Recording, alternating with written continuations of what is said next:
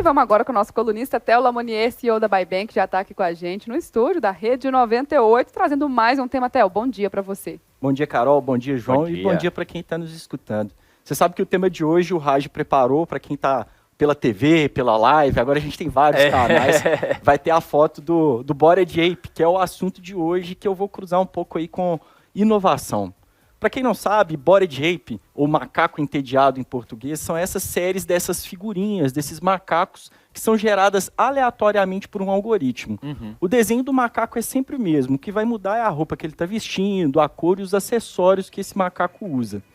E esse macaco é negociado na forma de uma NFT, que são aqueles tokens, aquelas criptomoedas não fungíveis, que existe uma única unidade. Quando você tem um NFT, você tem uma peça única. É como se você tivesse, João e Carol, um quadro da Mona Lisa na sua casa. Ninguém vai ter 2 quadros da Mona Lisa.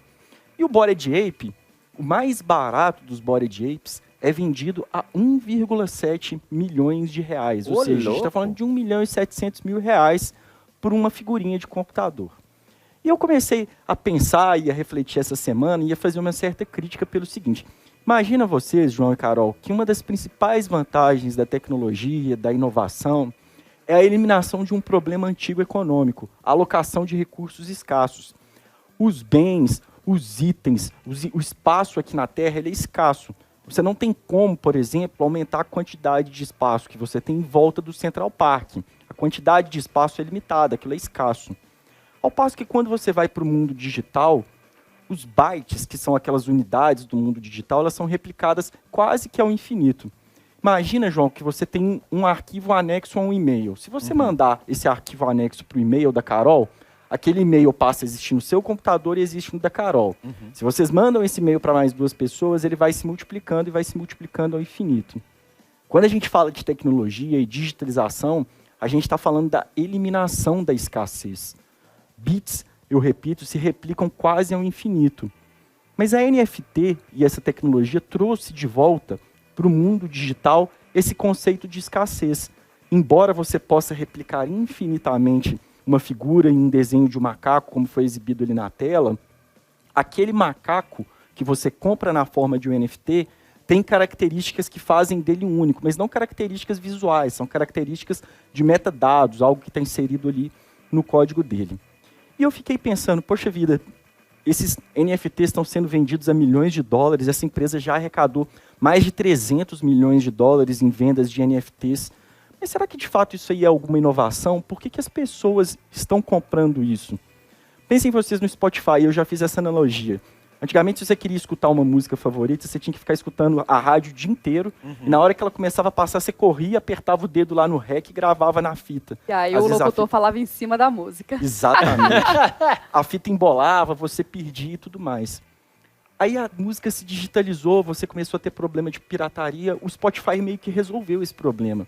Ele tirou o intermediário na fase de distribuição da música. Hoje é muito barato, como assinatura do Spotify, você ter acesso à música a qualquer momento. Ele inovou, ele melhorou a vida das pessoas, ele tirou o intermediário, ele ampliou o acesso. Mas será que há de fato inovação numa figurinha de um macaco que custa milhões de dólares? Na minha opinião, não. Lá na Bybank, e assim, converso com várias outras pessoas que defendem o conceito de inovação, que é o seguinte: inovar é retirar intermediário, é universalizar, é ampliar o acesso, e é, de fato, quando você inova, procurar recursos que vão tornar a vida do indivíduo e a vida da humanidade melhor. Por que num mundo onde que, assim, a gente ainda tem desigualdade, não que a desigualdade seja um problema, mas que a gente ainda tem pessoas passando fome, pessoas vivendo em condição de subnutrição, pessoas que vivem em locais que elas não têm o mínimo de saneamento básico, não têm acesso a esse dinheiro não é investido em inovação que poderia transformar a vida dessas pessoas, ao passo que se gasta centenas de milhões de dólares com um item que poderia simplesmente ser uma figurinha no computador de todas as pessoas. é a reflexão que eu queria trazer aqui hoje. Será que há inovação de fato nisso aí? Na minha opinião, isso não inova em nada, não melhora a vida de ninguém. Agora, Theo, será que a gente também não tem que pensar pelo outro lado, de fazer uma analogia do mundo físico, né, e desse mundo digital que a gente está migrando cada vez mais, a gente tem essas discussões todas hoje em questão do metaverso, porque eu penso o seguinte, eu tenho um compromisso comigo, que é aquele de não ficar achando tudo que é novo, e sabe quando a gente é novo e vê a pessoa idosa que fala, isso é besteira, esse negócio de internet não presta, isso só... E eu fico assim, gente, eu não quero ser essa pessoa. Então, eu vou tentar entender, sempre que possível, essas mudanças que a gente passa. Porque quando você fala dessa compra de uma figurinha, ela é específica, ela é única por causa disso, de uma programação, às vezes você nem vê, mas existe. Se a gente traz isso para o mundo físico, será que a gente não poderia fazer o mesmo questionamento para a pessoa que paga milhões em uma obra de arte, um quadro? Que se a gente parar para pensar, é tinta sobre tela. Por que a gente paga milhões? Será que isso não seria esse correspondente no mundo virtual e quem está já nascendo nessa era tem um outro entendimento que a gente já não consegue compreender com tanta facilidade? Eu coloco esse ponto, não já dando uma opinião, mas para uma reflexão, sabe? Eu só antes, Theo, porque eu fiquei com a mesma coisa na cabeça, Carol. E aí eu fiquei pensando o seguinte, quem compra, né, normalmente essas obras de artes, né, você citou aí Mona Lisa, ela fica no museu, por exemplo, tá ali, tem um espaço para ela. Então eu fiquei pensando exatamente nisso. Pô, será que isso também no passado não era dessa mesma forma? Né, a gente vê, muita gente acha que a arte também não gosta, não vou em museu porque eu não gosto de ver, pô, perda de tempo. Muita gente acha o contrário, fica ali parado horas em frente à Mona Lisa, vendo ali os traços, vendo ali várias outras coisas. Eu também pensei nisso, viu, Theo? Tava nessa mesma opinião da Carol. Ô, Carol, eu estou preparando um artigo até para postar no portal da 98 em que eu entro exatamente nessa comparação. Mas já adiantando aqui para o nosso ouvinte, pensa que é o seguinte, o desejo do ser humano ele é irracional, então não adianta a gente tentar explicar muito. Mas fazendo a comparação específica com o NFT, dá para comparar. Porque o quadro da Mona Lisa, a título de exemplo, ele foi pintado por Leonardo da Vinci, que na minha opinião é a mente mais genial que já andou sobre esse planeta Terra, e ele é um único.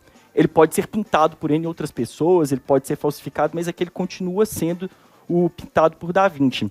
Aí entra essa questão do desejo, da irracionalidade, que se a gente vê dois iguais e não sabe diferenciar, qual que é o prazer que tem de ver um e qual que é o prazer que tem de ver outro. Mas ele continua sendo um item escasso. Mona Lisa de Da Vinci ainda é um só. O mundo digital veio para eliminar essa escassez. A gente não precisaria ter um só, mas a gente poderia ter centenas de Mona Lisas digitais. E aí você reinverte a lógica. Pô, vou eliminar essa escassez, vou trazer de volta essa escassez para o mundo digital e vou tornar aquilo exclusivo. Será que a gente precisa disso no mundo digital também? Ou será que a inovação, e aí trago de volta para o ponto da inovação, a inovação não é ampliar o acesso ao invés de restringir. É a crítica que eu faço.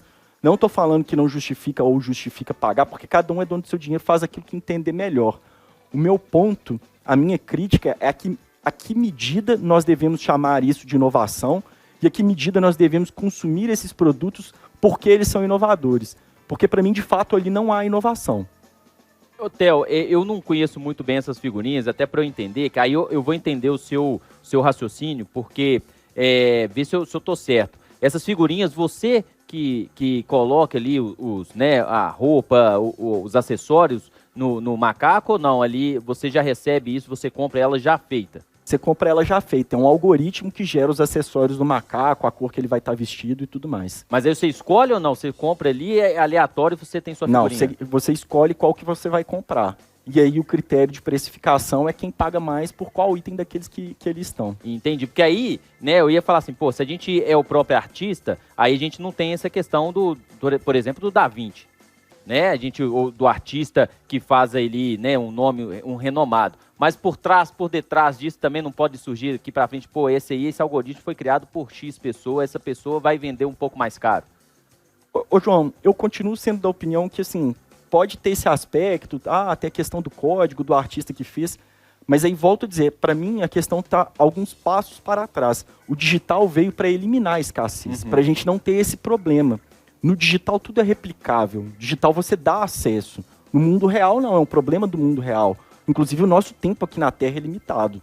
Então será que vale investir-se milhões de dólares num negócio que não tem nada de inovador só porque você está falando que é inovador? Mas aí, será que também que esse questionamento não foi feito lá na época de Da Vinci, quando falar, a gente vai fazer esse quadro e a gente vai vender, fala, que você pintou um negócio aí, desenhou uma mulher e você vai querer vender isso com tanta gente nessa situação, alguém vai pagar por isso? Eu acho que às vezes é muita questão daquele momento da gente não conseguir ter a compreensão da situação como um todo, ou de uma necessidade do ser humano de ter algo específico, de ter algo exclusivo, independente de ser aqui no físico ou no virtual, sabe?